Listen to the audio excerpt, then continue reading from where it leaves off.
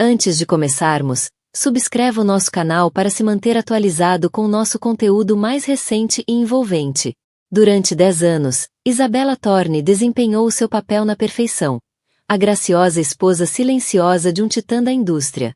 O mundo via-a como um belo acessório, uma peça elegante da coleção de um bilionário, facilmente substituível.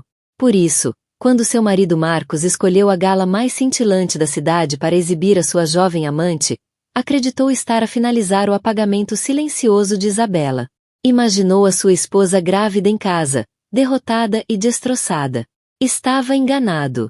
O verdadeiro espetáculo da noite não foi o seu caso escandaloso. Foi a chegada dela, radiante, composta, de braço dado com um CEO recluso cujo poder podia arrasar impérios. Isabella Thorne não veio para chorar. Veio para cobrar. O ar no grande salão do Metropolitan Museum of Art estava espesso com cheiro a dinheiro e lírios. Era a gala anual dos benfeitores, o indiscutível auge do calendário social da cidade de Nova York, um lugar onde se ostentavam fortunas, se forjavam alianças e se podiam construir ou arruinar reputações entre a sopa e o salmão. Esta noite o ar crepitava com uma energia particular e, no seu epicentro, estava Marcos Thorne. Marcos era um homem esculpido pela ambição. Não vinha de dinheiro antigo. Era algo muito mais feroz. Subiu à força desde as ruas ásperas do Queens, com os nós dos dedos em carne viva e a sua determinação forjada no fogo da inveja. Agora, com 42 anos, era CEO e fundador da Thorne Industries, um vasto império logístico global que construiu com uma combinação de previsão de mercado quase sobrenatural e uma implacabilidade lendária. Era bonito de forma severa, com traços angulares acentuados, olhos da cor do aço e cabelo escuro que começava a ceder a uma recessão distinta nas têmporas. Esta noite usava um smoking Tom Ford feito por medida e, no pulso, brilhava um PC Philippe Grandmaster Chime, um relógio mais caro do que a casa onde crescerá. Mas não era o fato nem o relógio que faziam murmurar a sala. Era a mulher agarrada ao seu braço. Chamava-se Katarina Rostova. Tinha 23 anos, era modelo, com olhos como massa crua, pernas impossivelmente longas e uma nuvem de cabelo louro que parecia captar a luz de cada cristal nos candelabros por cima. Estava vertida num vestido carmesim que deixava pouco à imaginação. Uma faixa escarlate contra o mar monocromático de trajes de gala. Olhava para Marcos com uma adoração tão descarada quanto pública. Não estavam apenas a comparecer juntos. Eram uma declaração.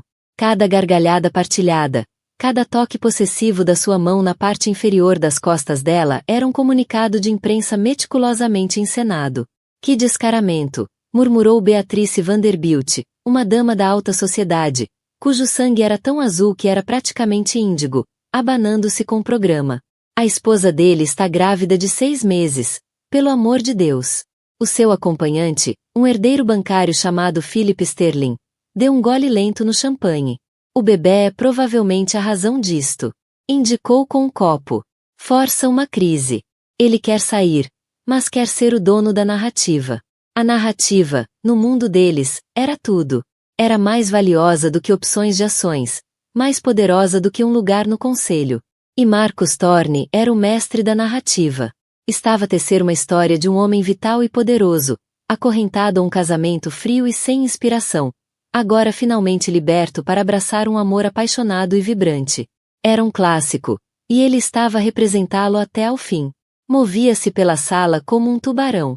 Katarina, um belo peixe-raia ao seu lado. Cumprimentava um senador aqui, um magnata da tecnologia ali. A sua voz um barítono confiante que cortava o murmúrio educado. Apresentava Katarina não como uma aventura, mas como uma presença fixa, o futuro, a nova senhora Thorne. Tudo no seu gesto insinuava isso. As pessoas sorriam. Apertavam-lhe a mão. Diziam a Katarina que estava linda, mas os olhos brilhavam como os de abutres. Farejavam sangue. Um divórcio desastroso e de alto perfil era o melhor espetáculo de Manhattan. Marcos sentia os olhares, os sussurros. Saboreava-os. Faziam parte do plano. Tinha oferecido a sua esposa Isabella uma saída. Uma saída silenciosa e digna, com um acordo tão vasto que beirava o insulto. Aceita o dinheiro, aceita uma moradia no Upper East Side e desaparece. Esperava que ela desabasse. Isabella era gentil. Essa era a palavra mais generosa. Era fruto de dinheiro antigo, do tipo silencioso e decadente. Do tipo que tinha nome e linhagem, mas que já perderá os dentes para defender a sua fortuna. A sua família, os Dvits, tinham sido proeminentes há um século. Agora, o nome era apenas um sussurro no cabeçalho de algumas fundações caritativas empoeiradas. O casamento deles, há 10 anos, tinha sido uma fusão perfeita. O poder bruto e dinheiro novo dele pela linhagem e acesso social dela. Tinha sido a esposa perfeita, elegante, composta, nunca questionava suas noites fora, nunca desafiava sua autoridade. Decorava as casas, organizava os jantares dele e usava o apelido como um vestido de alta costura. Ele confundira o seu silêncio com fraqueza, a sua graça com fragilidade. ChatGPT Said. Quando ela anunciou entre lágrimas a sua gravidez há 4 meses, depois de anos a tentar, ele não sentiu alegria, mas sim o estalar frio e duro de uma armadilha. Um filho complicava o seu plano de 5 anos. Um filho, especialmente um rapaz, seria uma ligação permanente, uma reivindicação sobre o império pelo qual ele tinha sangrado. Por isso, ele fez cair o martelo. Contou-lhe sobre Catarina. Disse-lhe que o casamento era um acordo comercial que tinha chegado ao fim. Disse-lhe para assinar os papéis. Esperava lágrimas, histeria, um apelo patético. O que obteve foi um silêncio gelado. Ela limitou-se a olhá-lo, com os olhos azul pálido indecifráveis, e disse: "Entendo." Depois retirou-se para a cobertura de 10.000 pés quadrados, tornando-se um fantasma na sua própria casa. Ele assumiu que ela estava a desmoronar, a consultar o pai fraco de vontade, a preparar-se para a rendição inevitável. A sua ausência esta noite era sua bandeira branca. "Marcos, querido." Uma voz ronronou. Era Cassandra Blair, uma colunista de mexericos cujo texto era mais afiado que o bisturi de um cirurgião. "Estás com ótimo aspecto. E esta deve ser a Catarina, querida. Essa cor é divina em ti, Cassandra", disse Marcos com um sorriso de predador. "Que bom ver-te. A Catarina é uma grande amiga." Os olhos de Cassandra cintilaram com malícia. "Uma grande amiga, claro. Diz-me, Marcos, como está a Isabela? Ficamos todos tão desapontados por não a ver esta noite. Estamos todos tão entusiasmados com o bebê." Foi um golpe direto, e ambos sabiam disso. O sorriso de Marcos não vacilou. Estava prestes a afastar Catarina quando um súbito silêncio caiu sobre a entrada do salão de baile. Não foi um silêncio dramático, mas uma cessação gradual do ruído, uma onda de quietude que começou no grande arco e se espalhou como geada a rastejar por um vidro de janela. Cabeças viraram-se. Conversas terminaram a meio das frases. Marcos também se virou, com um lampejo de irritação no rosto. Esperava uma celebridade atrasada, talvez um membro da realeza. O que viu fez o sangue fugir-lhe do rosto. A cor desapareceu por completo, como se alguém tivesse acionado um interruptor, deixando a pele dele com um branco ceroso e doentio. A taça de champanhe na mão de Catarina tremia. Era Isabela, mas não era a Isabela que ele conhecia. Não era o fantasma pálido e silencioso que assombrava sua cobertura. Esta mulher era uma fênix. O cabelo, geralmente preso num coque elegante e simples, estava solto em ondas suaves e glamorosas que lhe caíam sobre os ombros. Usava um vestido de seda azul meia-noite feito por medida, uma criação magistral de um costureiro que ele nem reconhecia.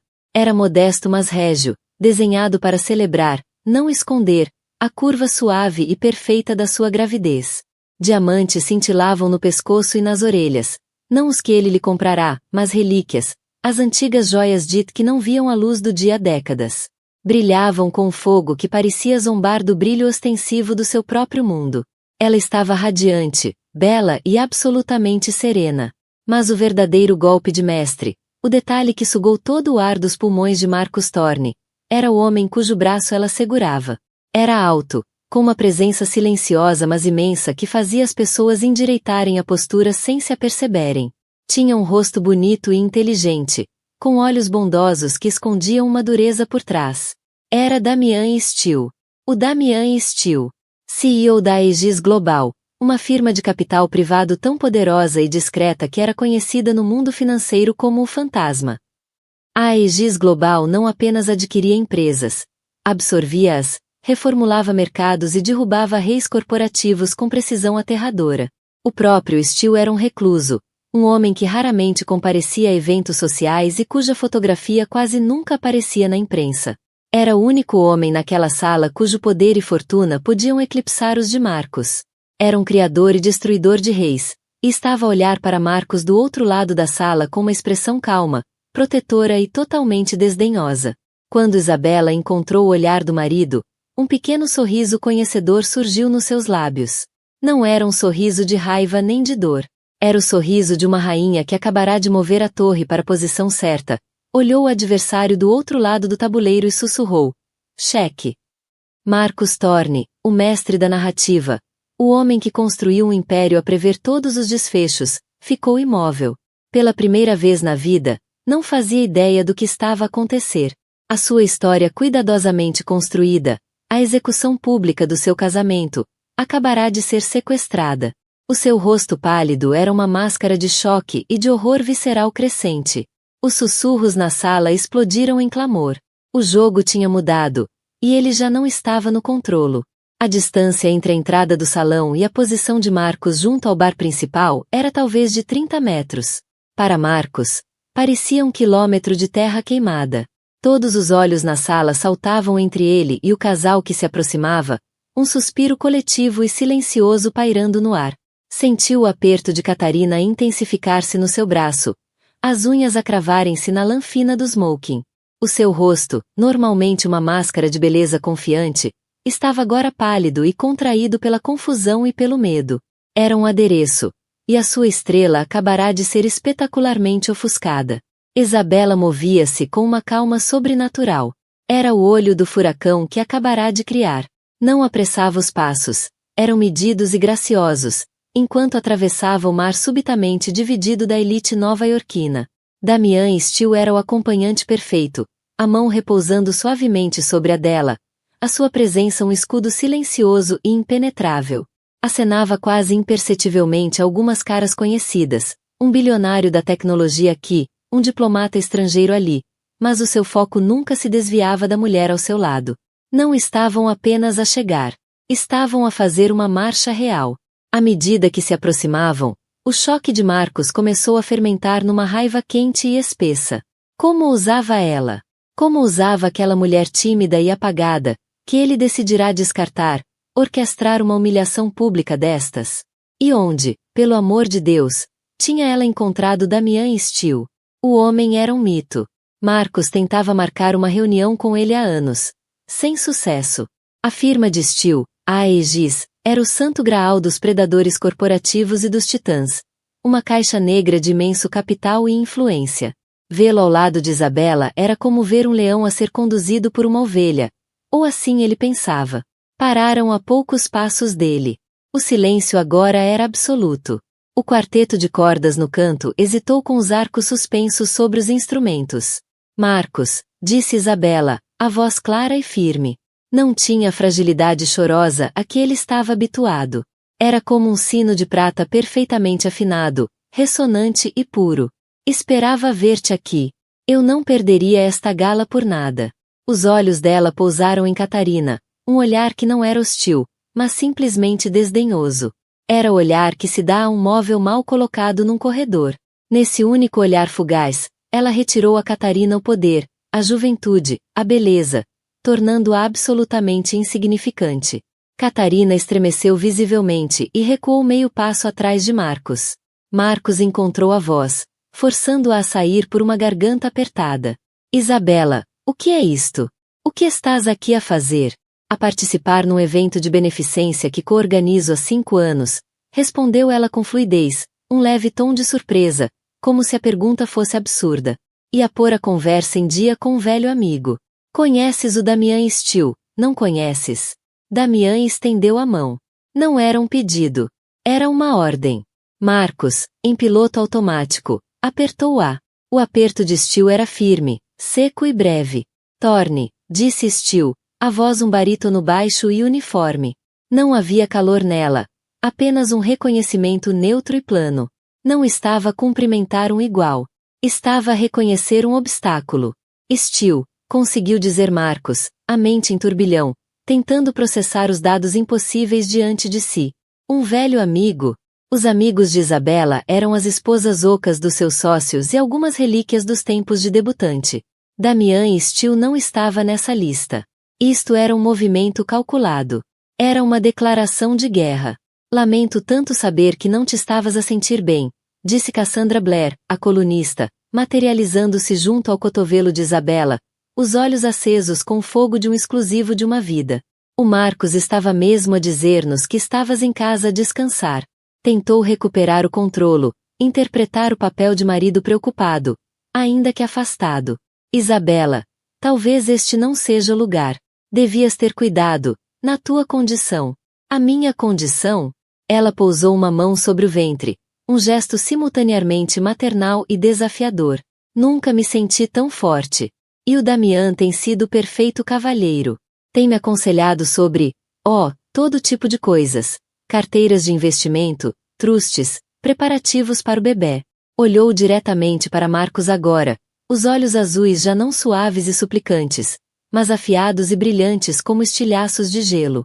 É preciso tanto cuidado para garantir o futuro de uma criança. Não se pode deixar isso ao acaso. Foi um tiro direto à proa. ChatGPT Said. Ela estava a falar do dinheiro dele, do império dele, do futuro do filho dela. Damian Steele falou de novo, a sua voz calma cortando a tensão. O pai da Isabela e o meu foram sócios no seu primeiro negócio, há décadas. As nossas famílias têm uma longa história. Quando soube que ela precisava de um conselho independente, fiquei feliz por intervir. Olhou para Marcos. Amigos de família protegem-se uns aos outros, especialmente quando veem um dos seus a ser desvalorizado. A palavra desvalorizado aterrou como um murro no estômago de Marcos. Era a linguagem do mercado, a sua linguagem, agora virada contra ele. Estavam a retratá-lo como um mau investimento, um homem que não reconheceu o ativo que tinha na própria esposa. A narrativa que ele tão cuidadosamente construíra, do marido dinâmico e da mulher aborrecida, estava a ser rasgada e reescrita diante dos seus olhos. A nova narrativa era muito mais cativante.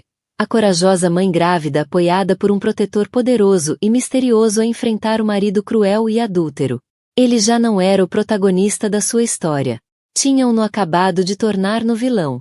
Com licença, disse Isabela, imagem de cortesia final.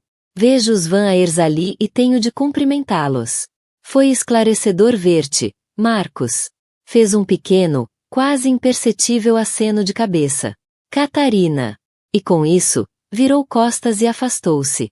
Damian Steele a seu lado, deixando Marcos de pé entre os escombros. Os sussurros à sua volta já não eram contidos. Estavam eletrizados.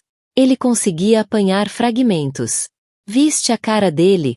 Damian Steele, logo ele. O pai dela e o dele. Nunca soube que os Dvit circulavam nesse meio. Ela jogou com ele. Como um violino. Catarina puxou-lhe pela manga. A voz um sussurro desesperado. Marcos, o que se passa? Quem é aquele homem? Marcos fixou o olhar nas costas de Isabela, cada vez mais distantes. Estava a ver uma estranha. A mulher com quem casara, a mulher que pensara poder quebrar e descartar, não existia. No lugar dela estava esta estratega brilhante e fria que o acabará de ultrapassar da forma mais pública possível. A gala estava arruinada. O anúncio dele fora uma catástrofe. Mas ele sabia, com uma certeza que o gelava até ao âmago, que aquilo não era o fim. Era o primeiro tiro. Lembrou-se de uma conversa de anos atrás, num dos primeiros encontros deles. Estava a vangloriar-se de uma aquisição corporativa particularmente agressiva. Ela escutou pacientemente, um pequeno e indecifrável sorriso nos lábios. O meu pai sempre me disse, dissera ela, suavemente, que nunca se deve confundir educação com fraqueza. Muitas vezes é apenas outro tipo de armadura. Ele tinha descartado aquilo como sabedoria antiquada de uma dinastia falida. Agora entendia. Passou uma década a tentar romper a armadura dela com força bruta, sem perceber que, o tempo todo, ela estava a forjar uma espada, e naquela noite ele sentirá a ponta no pescoço. Puxou o braço, libertando-se do aperto de Catarina, a mente um maelstrom de fúria e de uma nova emoção aterradora. Medo. A gala já não era uma festa. Era um campo de batalha. E ele acabará de descobrir que estava completamente em desvantagem. A viagem de regresso à cobertura foi um estudo em silêncio glacial. Catarina estava encostada à porta oposta do Rolls-Royce Phantom. O vestido vermelho agora parecia berrante e barato sob a luz crua da cidade. Continuava a lançar olhares furtivos a Marcos. O rosto jovem uma tela de confusão e pânico latente. O conto de fadas em que acreditara. O homem poderoso que a elevaria do mundo transitório das capas de revista até a elite permanente da sociedade nova-iorquina. Tremeluzia como uma lâmpada com mau contato. Marcos não via nada. Fitava a janela, a cidade esborratada do lado de fora. Mas a mente estava a quilômetros e anos de distância. A reexaminar freneticamente os últimos 10 anos à procura de pistas que perderá. Era um arquiteto de sistemas. Um homem que compreendia logística complexa como ninguém. A sua vida inteira era construída sobre avaliação de risco e reconhecimento de padrões. E, mesmo assim, falhar em ver o padrão mais importante de todos, o que se desenvolvia dentro da própria casa. Nossas famílias têm uma longa história. As palavras de Damian e Steele ecoavam-lhe na mente. Pareciam uma mentira, uma ficção conveniente inventada para a gala. Os Dvitt eram irrelevantes. Que ligação podiam ter com um titã como Steele? Entrou furioso na cobertura, atirando o casaco de smoking para cima de um sofá roche bobões. Quero tudo que temos sobre Damian Steele e a Aegis Global. Rosnou para o telefone, a ligação direta ao seu chefe de segurança, um ex-agente da Mossad chamado AVI. E quero tudo. Finanças. Associados conhecidos. Histórico pessoal. E quero um mergulho profundo na família Dvitt. Vai 50 anos para trás. Cada negócio. Cada sociedade, cada investimento. Quero saber com quem o avô da Isabela almoçou em 1975. Catarina entrou atrás dele, torcendo as mãos. Marcos, por favor, fala comigo. O que é que se passou? Com quem é que ela estava? Estava com o homem que acabou de declarar guerra contra mim. Respondeu Marcos, a voz crua. Finalmente olhou para ela. E, pela primeira vez, não a viu como uma bela fuga, mas como um problema. A presença dela na vida dele, que horas antes era símbolo de poder e liberdade, era agora a arma que estavam a usar contra ele. Ele era o adúltero insensível. A narrativa mais simples e mais condenatória. Isto muda tudo, disse ele, a voz baixando para um tom baixo e perigoso. O nosso acordo tem de ser mais discreto. O rosto de Catarina caiu. Discreto? Mas tu disseste que ias deixá-la. Disseste que íamos ficar juntos. E eu tratarei da minha mulher, rosnou. Mas não posso fazê-lo contigo pendurada no meu braço como uma maldita faixa de campanha. Não agora. Vai para o hotel. Fica lá. Não me ligues. Eu ligo-te. As lágrimas brotaram-lhe dos olhos. O hotel.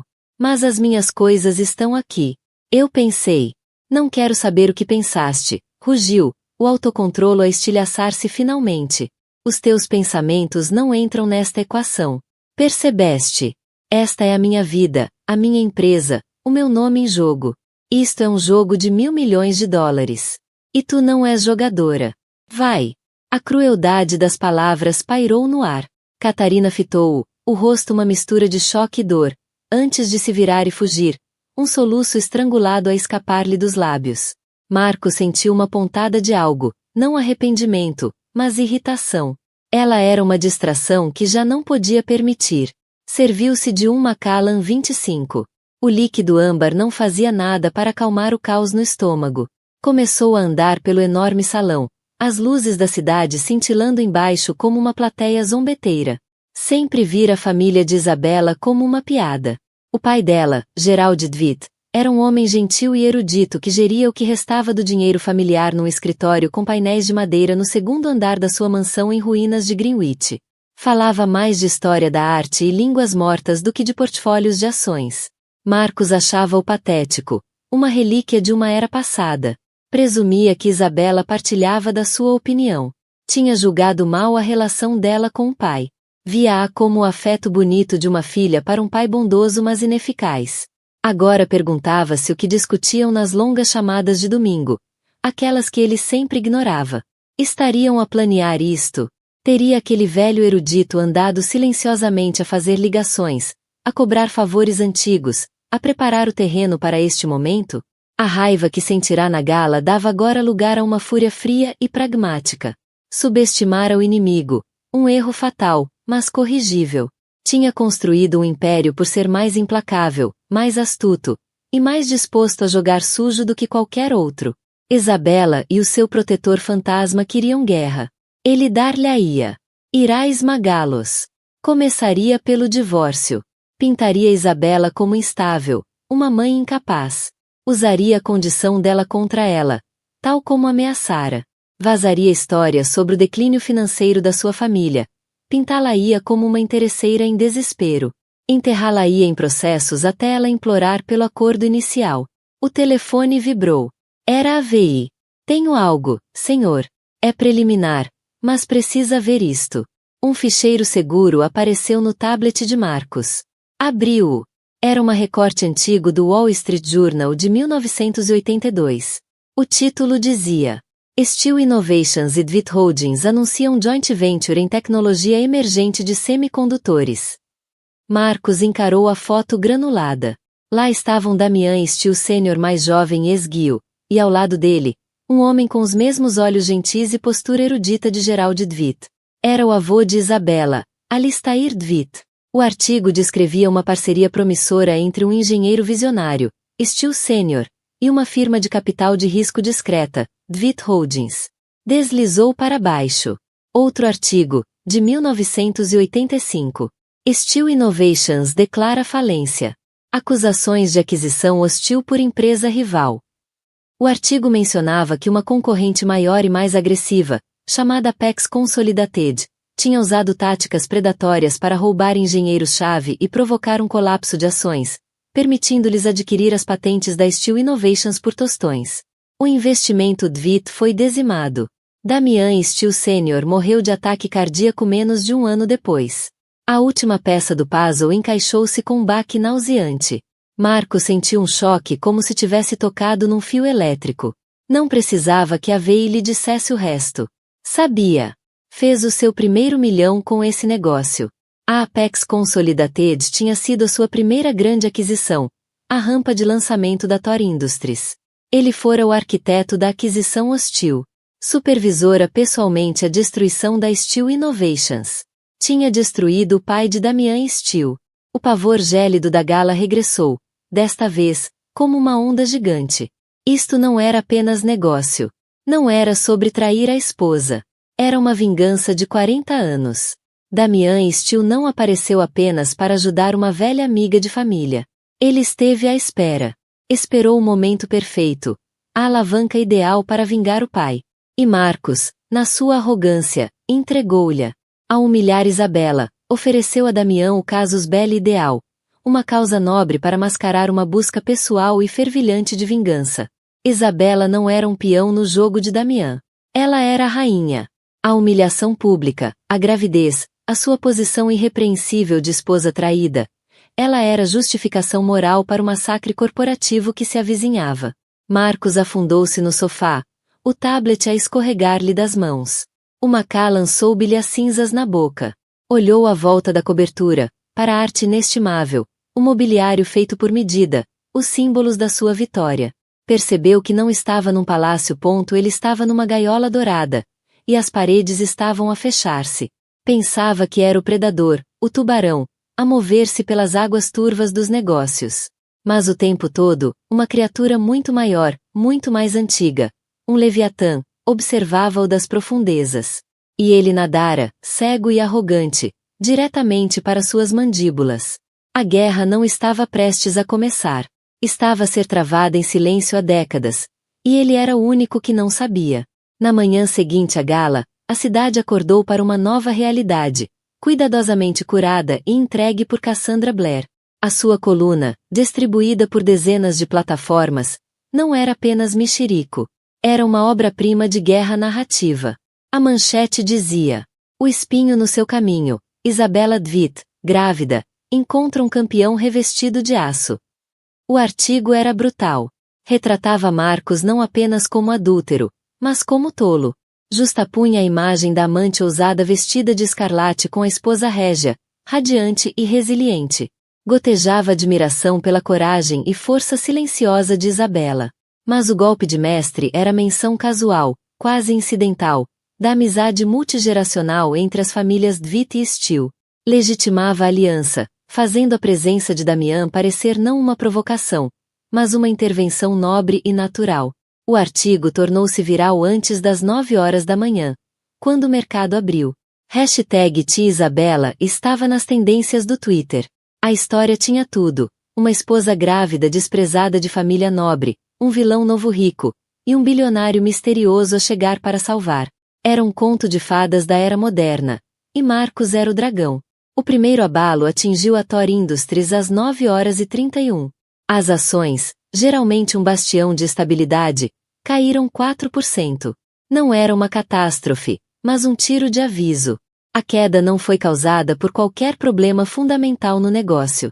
Foi causada pelo sentimento, pela narrativa. O mercado não gostava da imagem de um CEO envolvido num escândalo público, ainda por cima num onde ele estava claramente a perder na opinião pública. Marcos estava no seu escritório, um santuário envidraçado no 40º andar acima da Park Avenue, quando seu CFO, um homem perpetuamente nervoso chamado George Finney, entrou a correr, com o rosto lívido. O conselho está a convocar uma reunião de emergência, gaguejou George, segurando o telefone como se fosse uma granada ativa. Estão preocupados com o dano à reputação. Beatrice, és muito gentil, disse Isabela, a voz calorosa. Sim, tem sido um momento difícil, mas o apoio tem sido avassalador. Agora estou focada no bebê. Sim, vou afastar-me das minhas funções na Fundação Thorne, mas espero começar uma nova iniciativa de caridade, algo focado em apoiar mães solteiras e crianças em situação de crise. Foi uma jogada brilhante. Enquanto Marcos planeava lançar lama, ela construía uma catedral de superioridade moral. Não era apenas a esposa traída. Estava a tornar-se uma santa. Damian observava-a, com um pequeno sorriso de admiração no rosto. És natural nisto, disse ele, quando ela desligou. Tive muito tempo para observar, respondeu Isabela, pousando a mão sobre o estômago. Durante 10 anos, o meu único trabalho era gerir a vida social do Marcos, ser o fundo suave e focado da ambição afiada dele. Aprendi como as pessoas reagem. Não reagem à raiva. Reagem à graça sob pressão. Não se unem a uma mulher que grita. Unem-se a uma mulher que sofre com dignidade. O pai, Gerald, serviu-lhe uma chávena de camomila. O teu avô teria orgulho, minha querida. Sempre disse que a maior força de Alistair Dvitt era ver valor onde os outros não viam. Olhou para Damian. Viu isso no teu pai. E eu vejo em ti. O Alistair arriscou-se com meu pai quando ninguém mais o faria, disse Damian, a voz tingida com uma velha dor fria. Quando Marcos o destruiu, não destruiu só uma empresa. Destruiu um homem. E levou o investimento da tua família com ele. Isto não é só pelo meu pai. É pelo teu também. Esta era a parte que Marcos nunca entenderá. O laço entre as duas famílias não era apenas uma nota de rodapé histórica. Era uma dívida de honra. Quando Marcos arruinou Steele Sênior, também aleijou os Dvitt, forçando-os a uma geração de pobreza gentil e influência perdida. O casamento de Isabela com Marcos, visto pelo mundo como uma ascensão social para ela, era, numa reviravolta sombria e irônica, um casamento com o homem responsável pela queda da sua família. O golpe seguinte caiu nessa tarde. A Thor Industries estava nas fases finais de uma enorme fusão com um conglomerado alemão de transporte marítimo, um negócio que tornaria Marcos o rei incontestado da logística global. Era a culminação do trabalho da sua vida. Às 14 horas, os alemães desistiram. A razão oficial era a volatilidade do mercado e preocupações sobre a estabilidade da liderança executiva. A mensagem não oficial era clara. Ninguém queria meter-se com uma empresa que estava na mira de Damian Steele. A notícia fez as ações da Thor Industries caírem em queda livre. Afundaram 25% numa hora. Milhões de dólares em capitalização de mercado evaporaram no ar. A fortuna pessoal de Marcos, ligada às ações, estava a sangrar. Estava na sala do conselho com a sua equipa jurídica, uma falange dos advogados mais caros de Nova York, quando o telefone tocou. Era Catarina. Ignorou. Voltou a tocar. E de novo. Finalmente, enfurecido, Atendeu. O que te disse? Sibilou ao telefone. Marcos, tens de me ajudar, soluçou ela, a voz histérica. Mandaram-me sair do hotel. Os meus cartões estão a ser recusados. Disseram que a conta foi encerrada. Aquela que abriste para mim. Sentiu uma lasca de gelo nas veias. As contas. O apartamento. O carro. Todos os enfeites dourados do caso deles. Ele tinha posto tudo sob uma empresa subsidiária, uma pequena filial do Império Thor, por motivos fiscais. Qual subsidiária? Perguntou, sentindo o pavor a apoderar-se dele. Ela disse o nome. Uma entidade insignificante chamada Rosedale Properties. Marcos deixou cair o telefone.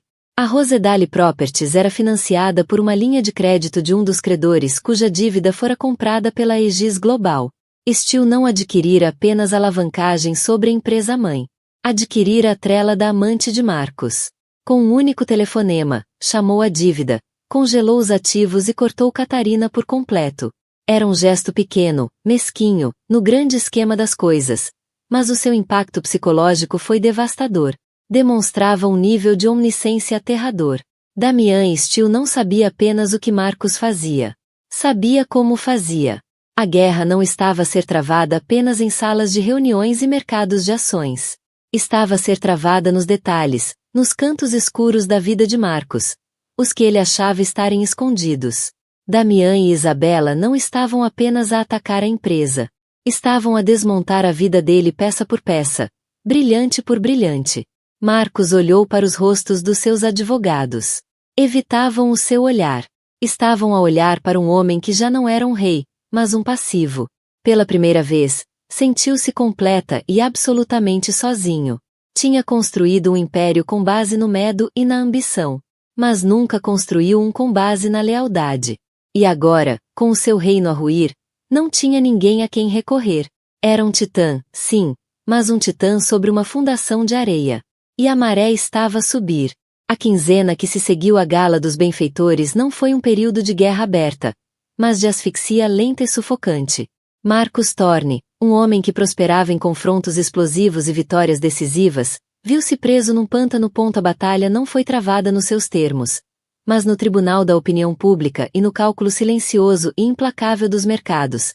Arenas onde Isabela e Damian Steel se revelavam grandes mestres. O seu primeiro instinto foi combater fogo com fogo. Libertou a sua feroz equipa de relações públicas com um orçamento de 9 dígitos, instruindo-os a recuperar a narrativa. Plantaram histórias insinuando a instabilidade emocional de Isabela, usando a sua gravidez como sugestão velada de desequilíbrio hormonal.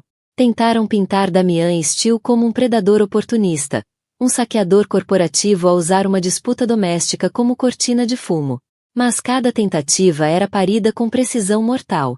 Para cada artigo que a equipa de Marcos colocava num tabloide, um jornalista financeiro respeitado publicava uma análise ponderada sobre a má gestão na Thor Industries, citando fontes anônimas dentro da empresa. Para cada insinuação sobre o estado emocional de Isabela, surgia uma fotografia dela serena e radiante durante uma visita a um hospital infantil, acompanhada de uma citação elogiosa do diretor da instituição. O público já tinha escolhido a sua heroína. Qualquer ataque só servia para reforçar o papel de Marcos como vilão. A pressão financeira era ainda mais implacável. Marcos tentou abrir uma nova linha de crédito para proteger a empresa da volatilidade das ações. Contactou um banqueiro do JP Morgan Chase, um homem com quem jogava golfe e partilhava uísques há anos. A reunião foi cordial, mas gelada. Marcos, sabes que valorizamos a nossa relação, disse o banqueiro, evitando encontrar-lhe o olhar. Mas o conselho tem preocupações com a avaliação de risco. A instabilidade, a percepção pública e, francamente, o fator Steel. Ninguém quer estar do lado errado de uma jogada da Aegis Global. Não é pessoal. Simplesmente tornou-se insustentável. O golpe final formal chegou numa terça-feira à noite. Estava sozinho na cobertura. O silêncio do vasto espaço era um testemunho da sua solidão. Um estafeta chegou trazendo um único envelope creme de papel grosso, com simples brasão em relevo da Aegis Global. No interior, não havia preâmbulo nem jargão corporativo.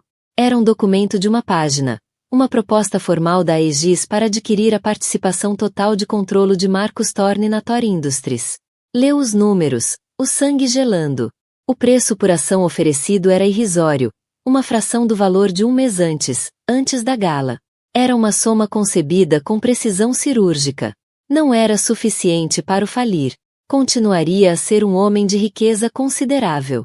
Mas era uma quantia que o despojaria de poder, de influência, de posição no mundo. Era uma oferta para o deixar viver, mas em exílio. Uma castração pública. Atrás da proposta, vinha uma segunda folha, mais pequena. Não era da Aegis. Era papel pessoal de Isabela, com o D elegante do brasão da família Dvitt no topo. A nota não estava escrita à mão, mas dactilografada, sinal da sua natureza deliberada e calculada. Marcus. Começava. Imagino que esteja zangado neste momento. Imagino que vejas isto como um ataque. Preciso que compreendas que não é. Isto não é sobre vingança. Vingança é um assunto emocional e desarrumado, e eu já passei além disso. Isto é uma conclusão lógica. A empresa que construíste é brilhante, mas a sua maior fraqueza sempre foi a sua ligação intrínseca a ti. A tua ambição foi o motor, mas a tua imprudência tornou-se a âncora. Tornaste-te, e, por extensão, a empresa tornou-se um passivo. O mercado perdeu a fé, não na Thor Industries, mas em Marcus Thorne. O conselho reunirá em caráter de urgência esta sexta-feira. Vão votar a tua destituição. O resultado não está em dúvida. Esta proposta é o teu único caminho para uma saída graciosa, uma forma de preservar algum vestígio do teu legado sem a humilhação pública de seres removido à força. Pelo bem dos milhares de funcionários cujas vidas dependem desta empresa, e pelo futuro do nosso filho, peço-te que aceites.